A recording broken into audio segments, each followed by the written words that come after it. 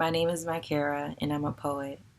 Outside of me being a poet, I am a hairstylist, I am a friend, I am a digital content designer, I am a hair product maker, I am a manifester, I am a dream worker, I am a teacher, and I'm the shit. Facts, all facts. Um, but I started writing as a poet, um, first as an outlet, just to really help me understand myself, my mind, and my emotions, and trying to find some way to escape the reality of what was going on in my life at that time, and putting it into a word so that way I can understand for myself how I'm feeling, and be able to see a different way of explaining the reality that I was experiencing, whether it be personally, interpersonally, or internally. And let's see, I started writing for real. I started writing consistently, I want to say back in 2015. And I'll do like a piece here or there just to like get it out. Something quick, something small, like a line or two, maybe a sticky note or like a corner of a piece of paper or like a napkin. But um, just I found myself doing it more frequently through 2016, and then doing it more and more from there. And um, it wasn't until March 20, well, February, yeah, March, end of February, early March 2020, before the world shut down, that I finally took the time to take that leap of faith and getting on the stage and actually sharing and presenting it. And I've been, through quarantine and everything, I've been playing around with the thought of finally getting on a digital platform and sharing it. But we all make excuses. Oh, I gotta work. Oh, I gotta do this. Oh, I gotta do that. Da da da da da. And my life change that I made, that I decided to dedicate for myself for 2021 and beyond, is deciding to walk in faith and not fear. And I'm old school. I am a pen and paper kind of girl. I don't really like doing the whole typing my stuff on my phone unless I really have to, because I start forgetting what I really want to say, or I don't feel as connected to my pieces when I'm writing it. Um, when I'm doing it on the phone, or when I'm doing it on a digital um, layout, whether I'm doing it on my computer or on my phone or whatever, where I have to type it in and I can't actually physically write it. And it takes me a little bit longer to connect with the piece after it's written, because I'm just like, I don't know. Because when you read something on a whatever in text, it takes the emotion. Not it takes the yeah, it takes the emotion out because it's just a regular character. But when you're writing, you get a chance to understand the emotion behind it based on the handwriting that it's written in. Like I had a conversation with my one of my good friends, Jazz, the owner of Jazz's Juices. Get you some juice. But I had a good conversation with her yesterday, and I was telling her about my writing and how I'm going to get on the YouTube space and share like basically giving her like the background information as far as like the meaning behind my different pieces. I was like, yeah, I read some of my stuff and be like, I was very under the influence when I wrote this, just based off the way that it's written. And then I can also tell how steady of a place that I'm in, or how much of a peaceful place that I'm in, just based on how it's written, based on how my handwriting is, or even how focused I was, based on the size of the letters that are written on the paper. So although it's convenient to type it, you understand yourself on a much deeper level once you actually write it down. And also you learn how efficient or inefficient your spelling is, because you don't have spell check to back you up. And that's okay. Learn. Learn how to spell. We're all learning. Not everyone knows how to spell. Not everyone knows how to write clear. Not everyone knows how to even write an actual line. But as long as you can read it and get your point across, then that's the only thing that really matters. So back in March, February of 2020, I share a piece that I wrote back in 2019 called "To Whom This May Concern." And it was a very liberating experience getting up on the stage, sharing it, because for the most part, I'm a little bit more reserved in a newer space because I'm an introvert, and I need to know that I'm safe and my spirit is safe and my character is safe enough for me to want to be myself in whatever space I'm trying to share in. And respect it. For sure, respect it. Because these days, people don't have any home training, or people act like they don't want to have any home training, or just common courtesy for anything or anybody else. And it's very frustrating. But the piece that I wrote is called "To Whom This May Concern." This piece was influenced by just influenced by a whole bunch of people who had me fucked up, that I felt as though, let me get all of this together in one concise place, because some of the ways that y'all need to be addressed, some of the other people need to be addressed about it too, whether it be from me, from how y'all interact with me, or how it's reciprocated here, or maybe for one of the other interactions that they may have, but whatever. For the ones who got you fucked up, and you got to get them together at once, this is that. To whom this may concern. When I become a reflection of you, you get defensive, as if I damned your soul and fucked your goals and stole your last breath. Why are you acting so sensitive? Now you see what I see with all the ways you treat me. I take my time protecting my peace, no regrets about it. I give me time to decipher wants and needs for now and next. That one little thing that wants too much of nothing, so I just read the text. That one little thing that's too big for little things and makes big things out of nothing. The many broken things that try to bring their 99 with the overused script, looking everywhere except for in self for some change, so they're looking for a tip.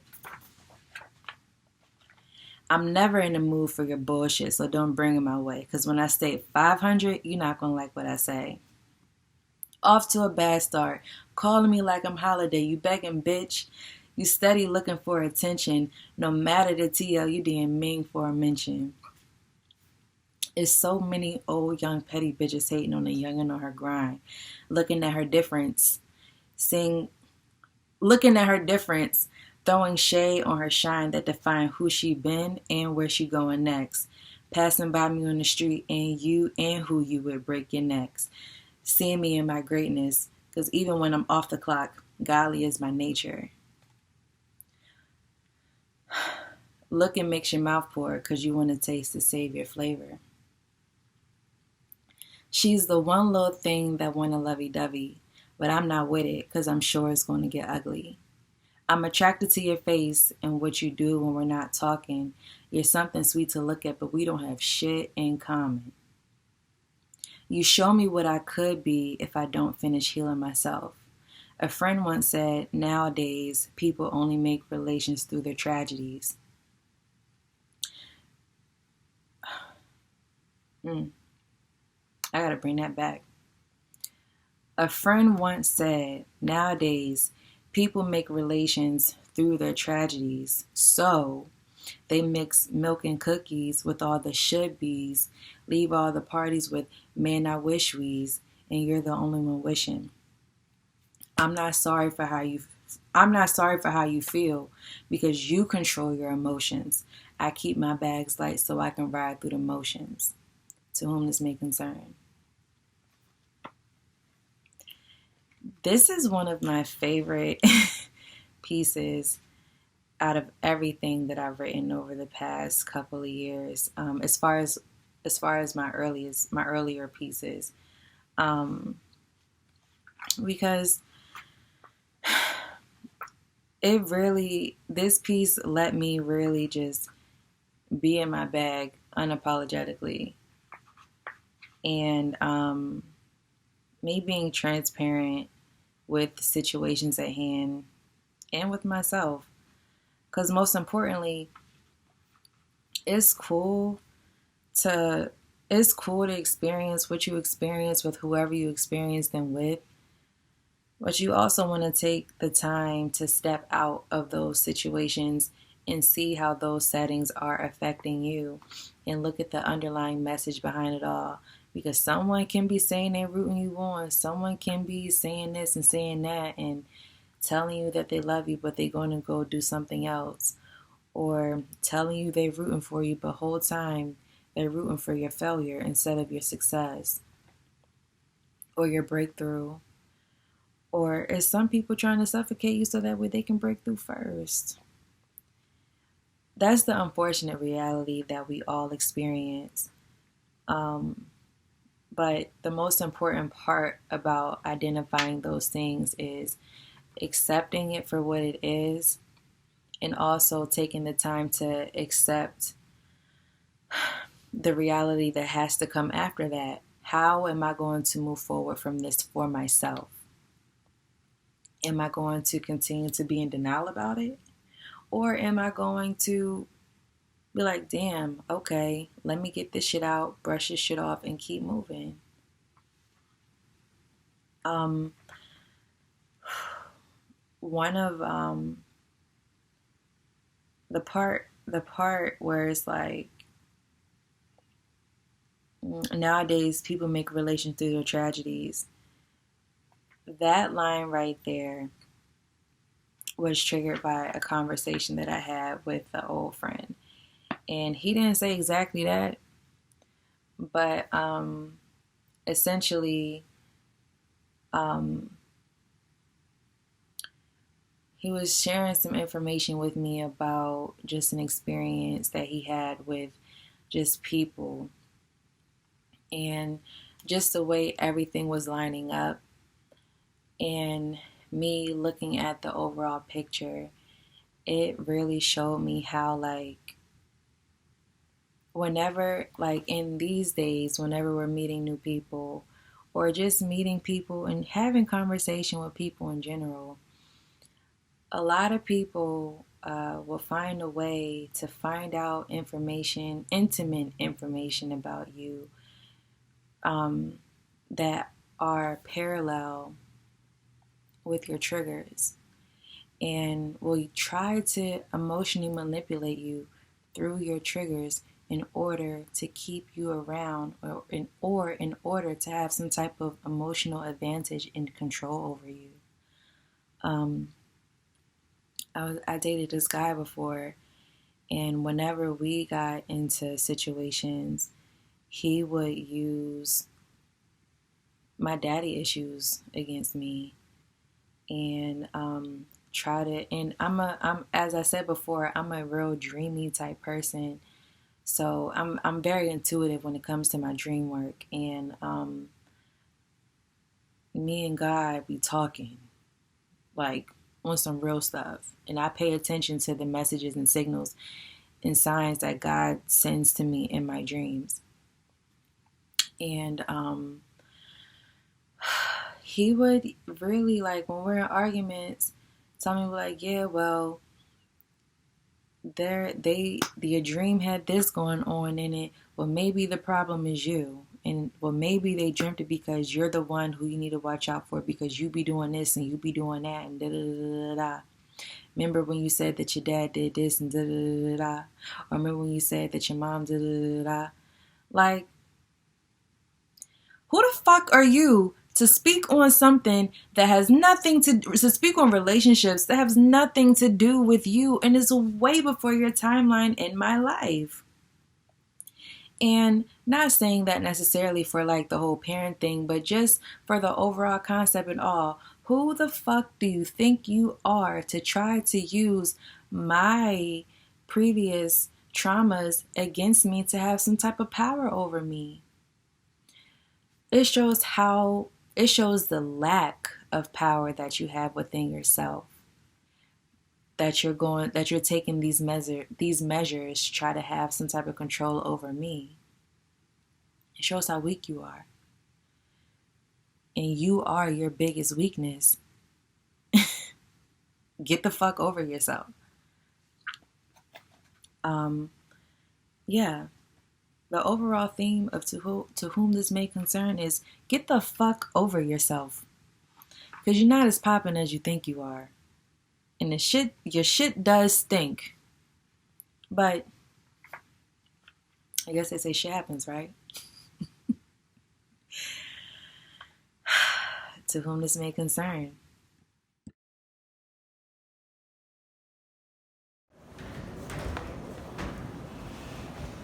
Hey y'all. Hey. My name is Ming. Y'all can find me on Instagram at _Mambe, MAMB. This is my first time, so I'm nervous, so be gentle with me. So, something I decided to do like the start of the new year was really commit to something, all things that make me happy, like genuinely. And writing for sure has been like amazing. So I'm gonna go ahead and share some with y'all. So what I got for y'all today is called, alright, so what I got today for y'all is called To Whom This May Concern. You know, sometimes you gotta address everybody that got you fucked up all at once. Yeah, all at once. This, that. Alright. When I become a reflection of you, you get defensive. As if I damned your soul and fucked your goals and stole your last breath. Why you acting so sensitive? Now you see what I see with all the ways you treat me. I take my time protecting my peace, no regrets about it. I give me time to decipher wants and needs for now and next. That one little thing that wants too much of nothing, so I just read the text. That one little thing that's too big for little things that makes big things out of nothing. The many broken things that try to bring their 99 with the overused script, looking everywhere accepting self for some change, so you're looking for a tip. I'm never in the mood for your bullshit, so don't bring it my way, because when I stay 500, you're not gonna like what I say. Off to a bad start, calling me like I'm Holiday, you begging bitch, steady looking for attention, no matter the TL, you being mean for a mention. There's so many old young petty bitches hating on a youngin' on her grind, looking at her difference, throwing shade on her shine and defying who she been and where she going next. Passing by me on the street and who you with, break your neck. Seeing me and my greatness because even when I'm off the clock, godly is my nature. Looking makes your mouth pour because you want to taste the savior flavor. She's the one little thing that want a lovey-dovey, but I'm not with it because I'm sure it's going to get ugly. I have no more pretty lies, only ugly truths. I'm attracted to your face and what you can do when we're not talking. There's something sweet to look at, but we don't have shit in common. Yeah. You show me what I could be if I don't finish healing myself. A friend once said, nowadays people make relations through their tragedies. So they mix milk and cookies with all the should-be's, leave all the parties with the men I wish we, and you're the only one wishing. I'm not sorry for how you feel because you control your emotions. I keep my bags light so I can ride through the motions. To whom this may concern. All right.